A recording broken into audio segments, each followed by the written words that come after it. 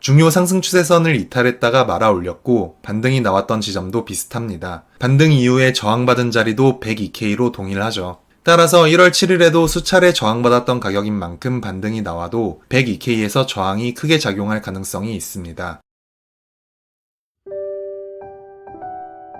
안녕하세요, 비트포레스트입니다. 오늘도 관점을 공유드리기 위해 영상을 켰고요. 지난 영상 복귀 먼저 하고 오겠습니다.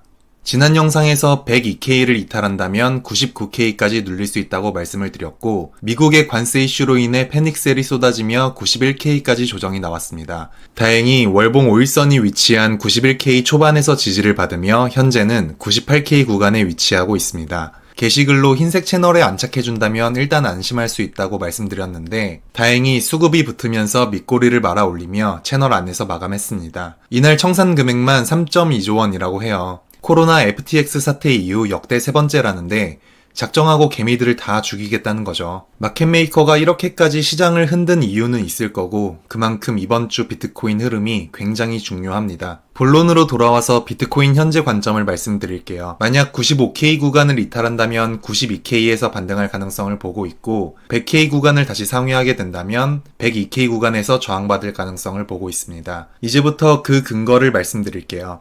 첫 번째 근거, 추세선.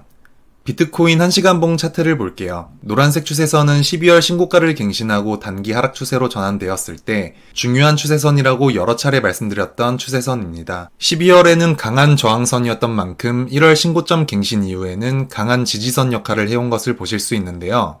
1월 20일 트럼프 취임 후 급락 당시에도 지지를 받았고, 1월 27일 급락에도 지지를 받았습니다. 2월 3일 관세 이슈로 급락할 때도 9시에 한 차례 지지를 받고 이탈한 모습을 볼 수 있습니다. 추세선을 이탈했기 때문에 강한 저항선이 되었고, 18시부터 21시까지 여러 차례 돌파 시도 끝에 23시부터 수급이 붙으며 돌파에 성공하면서 큰 폭으로 상승한 모습을 볼 수 있습니다. 다음으로 녹색 추세선을 볼게요. 10월 초부터 이어진 상승 추세선인데요. 1월 13일 캔들은 고점 갱신 이후 박스권을 이탈하였고, 횡보기간 중 최저점을 기록한 중요한 캔들입니다. 이날도 캔들의 저점이 녹색 추세선에서 지지받고 상승했어요. 여기서 중요한 건 거래량이 터지면서 추세선을 지키려는 모습을 보여줬다는 건데요. 이후에 수급이 붙으면서 다시 크게 상승한 모습입니다. 2월 3일에도 추세선을 잠깐 이탈했으나 거래량을 크게 터뜨리며 일봉 종가는 추세선 위에서 마감하였고, 이번 주에 거래량이 꾸준히 붙어준다면 102K까지 회복할 가능성을 보고 있습니다. 하지만 이번 주에 수급이 붙지 못한다면 추세선 밑으로 이탈할 가능성도 있어요.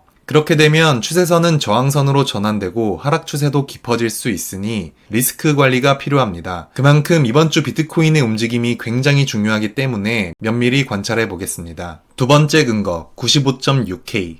첫 번째 근거에서 말씀드린 두 추세선의 꼭지점은 95.6K 구간인데요. 95.6K의 가로줄을 찍고 차트를 크게 보면 여러 차례 지지저항 역할을 했던 구간인 것을 확인할 수 있습니다. 2일 전 관세 이슈로 엄청난 패닉셀이 발생했을 때도 95.6K 구간에서 강한 힘겨루기로 매물대를 형성했어요. 왼쪽 박스 구간을 보시면 추세선과 95.6K 구간을 잠시 이탈해도 캔들 종가는 위태롭게 걸쳐놓은 모습을 볼 수 있습니다. 그리고 나서 가격을 올렸죠. 마켓메이커는 이렇게 캔들을 애매하게 만들고 개미들의 심리를 위축시키면서 물량을 뺏고 가격을 올립니다. 왼쪽 박스 구간과 오른쪽 박스 구간은 상당히 닮아있는 모습을 볼 수 있어요. 중요 상승 추세선을 이탈했다가 말아 올렸고 반등이 나왔던 지점도 비슷합니다. 반등 이후에 저항받은 자리도 102K로 동일하죠. 따라서 1월 7일에도 수차례 저항받았던 가격인 만큼 반등이 나와도 102K에서 저항이 크게 작용할 가능성이 있습니다. 한 가지 다른 점은 왼쪽 박스 구간은 단기 상승 추세였고 현재는 단기 하락 추세입니다.